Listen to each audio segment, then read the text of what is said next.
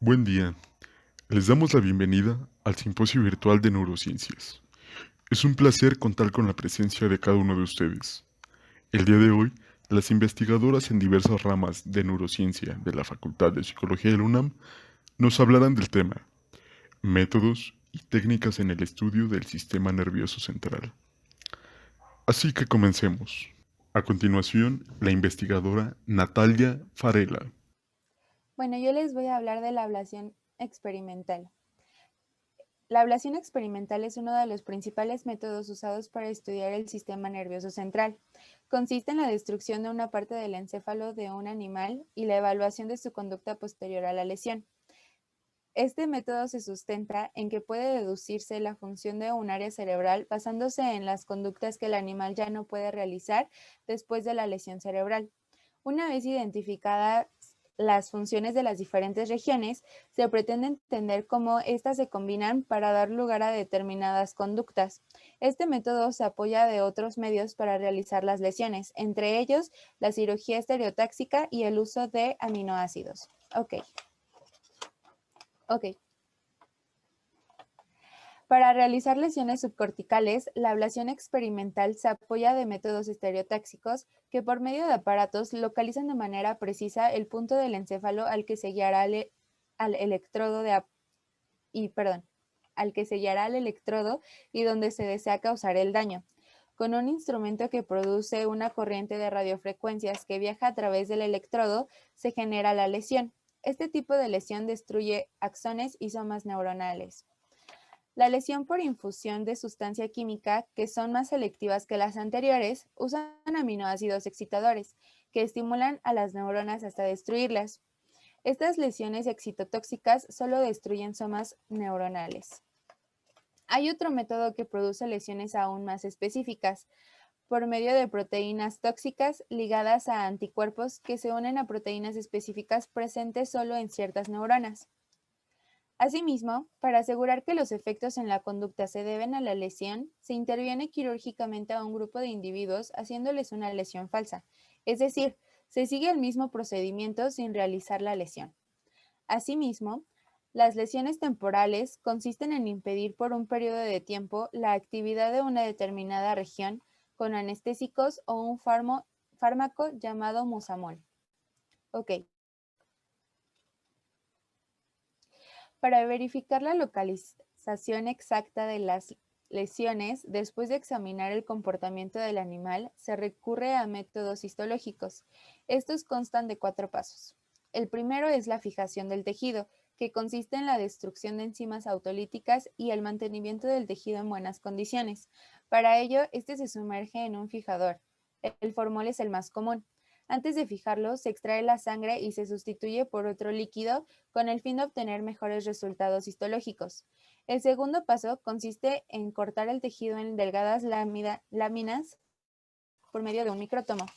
Después, se tiñen dichas muestras con diversas soluciones químicas, lo que permite ver los detalles más finos de las estructuras. Para ver las lesiones, se usan normalmente las tinciones de somas celulares, ya sea el azul de metileno o violeta de cresilo.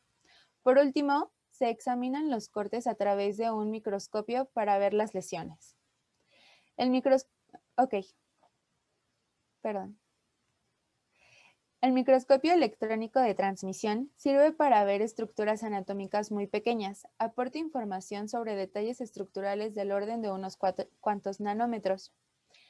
El microscopio electrónico de barrido, por su parte, muestra objetos en 3 dimensiones de manera detallada, mientras que el microscopio confocal con láser permite ver detalles en el interior de secciones gruesas de tejido o incluso bloques. Requiere del uso de inmunocitoquímica, es decir, teñir con un tinte fluorescente las células o partes de la célula que nos interesan. Ok. Estos estudios se hacen en su mayoría con cerebros de animales no humanos. Sin embargo, existen algunos métodos que permiten examinar la localización y extensión de lesiones en cerebros humanos mientras los pacientes siguen con vida. La tomografía axial computarizada hace una exploración de la cabeza desde todos sus ángulos por medio de un aparato de rayos X. Este se apoya de un detector de rayos X que mide la cantidad de radioactividad que se transmite a un ordenador y este ordenador convierte dichos valores en imágenes del cráneo y su contenido. La resonancia magnética proporciona una radiografía más detallada de lo que hay en el interior de la cabeza de una persona. En sus imágenes se pueden distinguir las regiones de sustancia gris de las de sustancia blanca. Otro método es el de las imágenes tensoriales de difusión.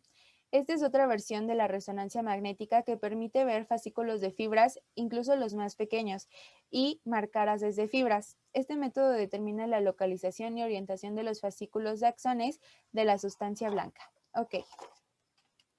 A continuación, la investigadora Andrea Bravo. A continuación, yo les voy a hablar acerca de los métodos neuroquímicos. Ok. Estos métodos pueden utilizarse para determinar tres principales factores. El primero es la detección de neuronas que producen sustancias neuroquímicas específicas. El segundo es la localización de receptores específicos. Y el tercero es la estimación de las sustancias químicas que se agregan al cerebro. Ok. Dentro de la detección de neuronas que producen sustancias neuroquímicas, hay al menos dos formas básicas de localizar esas sustancias en el encéfalo. La primera es detectar las propias sustancias y la segunda es ubicar las enzimas que la producen. Las sustancias que son péptidos o las proteínas pueden localizarse directamente por métodos inmunocitoquímicos, que es una técnica para la localización de moléculas en los tejidos mediante el empleo de anticuerpos. De tal manera que en este método se exponen secciones de tejido cerebral a un anticuerpo para el péptido asociado a un tinte que es generalmente fluorescente y después se examinan las secciones al microscopio usando una luz de una determinada longitud de onda. Asimismo, los péptidos y las proteínas pueden localizarse mediante el método de hibridación in situ, el cual revela la presencia de ARN mensajero que dirige su síntesis. Ok. Ahora, dentro de la localización de receptores específicos se siguen dos procedimientos diferentes. El primero es la autorradiografía, en el cual se exponen secciones de tejido cerebral a una solución que contiene un ligando radioactivo para un receptor específico. Y después se enjuagan estas secciones de manera que la única radiactividad que queda en ellas es la de las moléculas del ligando que se ha unido a los receptores. Y para finalizar, se llevan estos cortes a una sala oscura que ayuda a que se revelen para localizar el ligando radioactivo y por lo tanto los receptores específicos. El segundo procedimiento es la inmunocitoquímica, que es aplicada igual que en la detección de neuronas.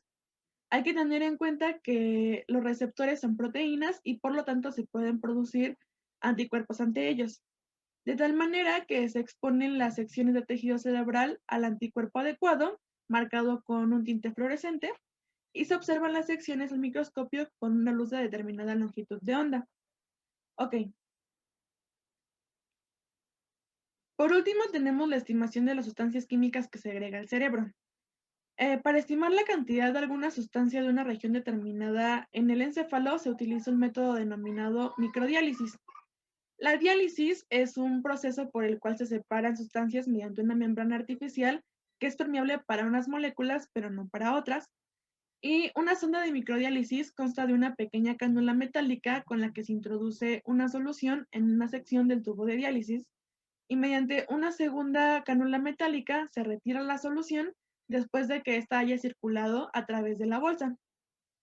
Se puede utilizar el método de la cirugía estereotáxica para colocar una sonda de microdiálisis en el encéfalo, de modo que en el extremo de la sonda se sitúe en la región de interés o a estudiar. Posteriormente se procede a bombear una pequeña cantidad de una solución similar al líquido extracelular a través de una de las pequeñas cánulas metálicas en el tubo de diálisis, por donde el líquido circula y atraviesa la segunda cánula metálica, de la cual se recoge para poder ser analizado. A medida que este líquido circula por el tubo de diálisis, va recogiendo moléculas procedentes del líquido extracelular del encéfalo, las cuales son impulsadas a través de la membrana por la fuerza de difusión. Y por último, con un método extremadamente sensible, se analiza el contenido de líquido que ha circulado por el tubo de diálisis. Este método es tan sensible que puede detectar neurotransmisores que han sido liberados por las terminales nerviosas y que desde el espacio sináptico se han dispersado por el resto del líquido extracelular. Cada uno de los procedimientos realizados se lleva a cabo de manera cautelosa para poder obtener buenos resultados en las investigaciones realizadas. Ok, A continuación, la investigadora Sofía Ferrer. Bueno, en el caso del estudio en psicobiología a nivel molecular, va a consistir en el estudio del sistema nervioso haciendo uso de técnicas de la biología molecular. La primera de estas técnicas es la de microrrayos, la cual se utiliza para cuantificar simultáneamente la expresión de genes. Esta tecnología se desarrolló para estudiar la expresión de muchos genes de manera simultánea y esta consiste en colocar miles de muestras génicas en lugares determinados de un portaobjetos que se va a llamar chip. A su vez, se va a colocar un segmento de ADN o ARN que se va a parear con las bases que ya se encuentran en el chip. Al producirse este apareamiento, va a ocurrir un proceso de iluminación y la cantidad de luz que se produzca se va a poder medir y así se van a identificar los genes que se expresan en la muestra. ¿Ok? La siguiente técnica es la reacción en cadena de la polimerasa o PCR por sus siglas en inglés.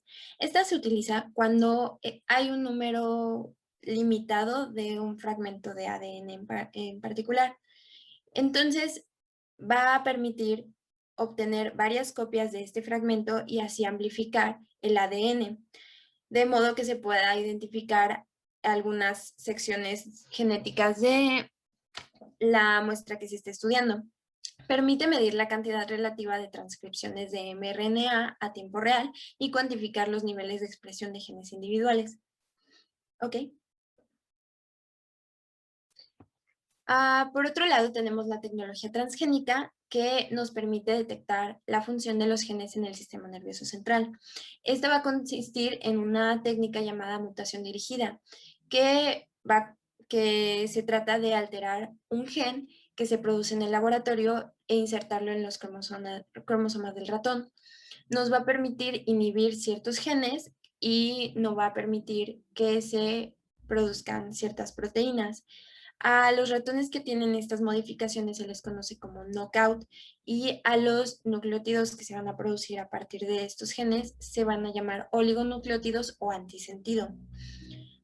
Esta cadena modificada de ADN o ARN no va a producir ninguna proteína y por lo tanto se va a poder detectar si la proteína tiene algún efecto sobre el comportamiento del organismo.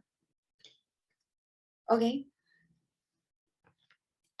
En el caso de los métodos in vitro, se utiliza para el estudio de tejidas o células disociadas, es decir, que no se va a estudiar un organismo por completo, sino nada más estas células que se van a cultivar en portaobjetos. Se van a realizar cultivos neuronales primarios para manipular efectivamente la expresión de genes de interés. Nos permite observar a nivel molecular y a tiempo real el crecimiento neuronal y la liberación de neurotransmisores, entre otras cosas. Ok. También existe la neuroimagen por microscopía de fotones, que nos permite observar tejido vivo a detalle por medio de un agujero en el cráneo que se realiza en el organismo que se está estudiando, normalmente ratones.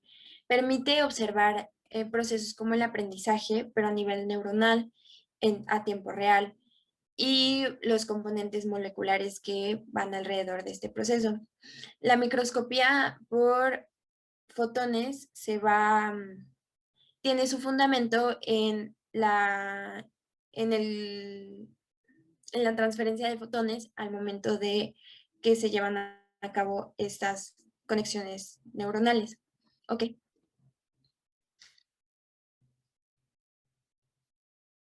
Por último, tenemos la microscopía de fluorescencia que se había retomado anteriormente. Se basa en la técnica de inmunistoquímica para detectar la presencia de ciertas proteínas que van a ser sintetizadas por genes específicos. Esta técnica se basa en la utilización de anticuerpos y se van a llevar a cabo reacciones antígeno-anticuerpo que posteriormente serán reveladas de manera enzimática. Va a permitir observar marcadores antigénicos en los tejidos y posteriormente se entintan para que puedan producir este efecto fluorescente y se pueda observar mediante el microscopio de fluorescencia. A continuación, la investigadora Natalia Farela. Bueno, ahora yo voy a hablar sobre los métodos para el estudio de los circuitos neuronales. Ok. Estos métodos deben poder monitorear muchas neuronas al mismo tiempo. Primero, los matrices de electrodos con múltiples contactos son usados para el registro de la actividad de múltiples neuronas simultáneamente. Por su parte, el marcado de conexiones neuronales nos permite estudiar sistemas de estructuras cerebrales que participan en ciertas conductas. El marcado de axones eferentes nos permite identificar las rutas que siguen los axones que salen de ciertas neuronas o ciertas estructuras, más bien, usando un método anterógrado. Este método usa sustancias que son captadas por las dendritas o los somas celulares y estas las transportan a lo largo del axón hasta los botones terminales. Después de unos días de aplicada la sustancia, se sacrifica al animal para examinar el tejido por secciones. Para ello se requiere de un método inmunocitoquímico que nos permita ver las sustancias que se utilizaron por medio del microscopio. Los métodos inmunocitoquímicos aprovechan las reacciones inmunitarias, es decir, la producción de anticuerpos como reacción a la detección de un antígeno presente en la superficie de algún microorganismo. Los antígenos pueden ser tanto proteínas como péptidos, mientras que los anticuerpos son proteínas producidas por los leucocitos. Como las moléculas de anticuerpos están unidas a distintos tipos de moléculas de colorantes, para localizar el antígeno dentro del encéfalo se sumergen secciones frescas del tejido en soluciones con anticuerpos y colorantes. Los anticuerpos se unen a su antígeno y por medio de un microscopio se pueden ver las partes del encéfalo e incluso las neuronas individuales que contienen el antígeno. El marcado de axones aferente sirve para identificar las regiones del encéfalo que forman parte de los componentes de la corriente superior de los circuitos neuronales, es decir, se determinan las aferencias que recibe cierta estructura en específico. Se usa un método de marcado retrógrado que emplea a su vez sustancias captadas por los botones terminales y estas son transportadas de vuelta a los somas celulares a lo largo de los axones. Días después se sacrifica al animal, al igual que en el método anterior, y se secciona su encéfalo para examinar el tejido con el microscopio. Estos dos métodos identifican un solo eslabón de una cadena de neuronas, pero los métodos de marcado transneuronal, tanto anterógrado como retrógrado, identifican una serie de dos o más neuronas que forman conexiones sinápticas en serie una con otra. Los métodos de marcado de conexiones neuronales y los de marcado transneuronal permiten obtener un diagrama de cableado neuronal del encéfalo. Ok. La optogenética, que fue desarrollada por Ed Boyden y Carl Deisseroth, son los responsables del desarrollo de la optogenética en el año del 2005.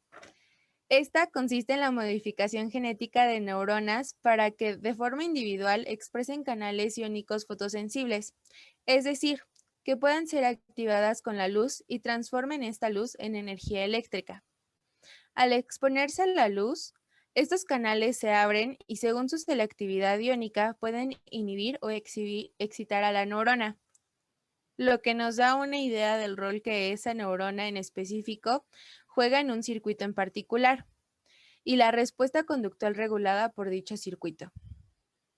Para el funcionamiento de este método, se debe aplicar una fuente de luz directamente en el cerebro con el fin de activar las neuronas que han sido modificadas e incluso con un tipo de luz distinta puede también inhibirse a las neuronas. Para volver a las neuronas fotosensibles, se ha utilizado un alga unicelular llamada Chlamydomonas reinhardti. Esta alga contiene proteínas fotosensibles. Primero se extrae el gen que codifica la proteína fotosensible junto con otra parte del ADN llamada promotor. Esto se ingresa a un virus que se inyecta en el cerebro animal. El virus infecta las neuronas y libera el gen. Solo algunas neuronas específicas serán capaces de activar el promotor, logrando que la proteína se exprese. Para activar dicha proteína solo se necesitará luz.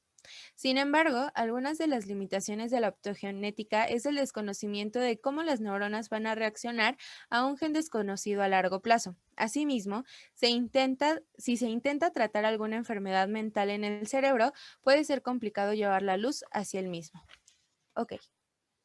A continuación, la investigadora Ariadna Barrera. Ahora los métodos y técnicas a nivel conductual. Este último se define como el estudio del sistema nervioso central que guía el comportamiento en animales humanos y no humanos, destacando así diversos métodos que se aplican en cada uno de estos.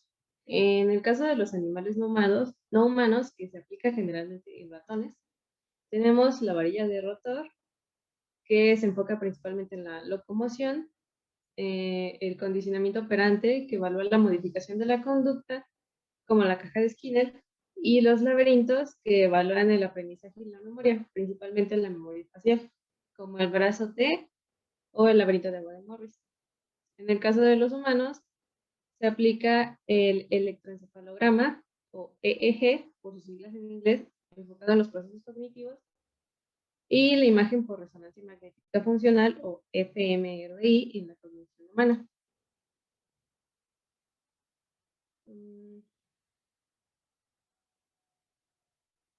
Para explicar de forma más detallada los métodos destacados utilizados en animales no humanos, hablemos de ellos con algunas explicaciones. Comencemos con las pruebas de coordinación y equilibrio. Este basa su investigación en la propiocepción, que junto con el sistema vestibular busca comprender mejor la coordinación y el equilibrio, ya que estos son los principales sistemas involucrados junto con el cerebelo. Los investigadores trabajan principalmente con el rotador y la viga de equilibrio dentro de sus experimentos. También tenemos el paradigma del miedo condicionado, donde la principal región del encéfalo involucrada es la amígdala. Además de que este método se enfoca en el condicionamiento clásico por medio del aprendizaje de asociación y de un estímulo neutro, más bien, donde un estímulo neutro o inofensivo que ante un suceso desagradable se vuelve un estímulo aversivo. Aquí se destacan tres componentes que explican de forma más sencilla dicho proceso. Está 1, el estímulo neutro inofensivo, que ante 2, un estímulo aversivo desagradable, provoca un 3, temor aprendido, dando como resultado un acondicionamiento.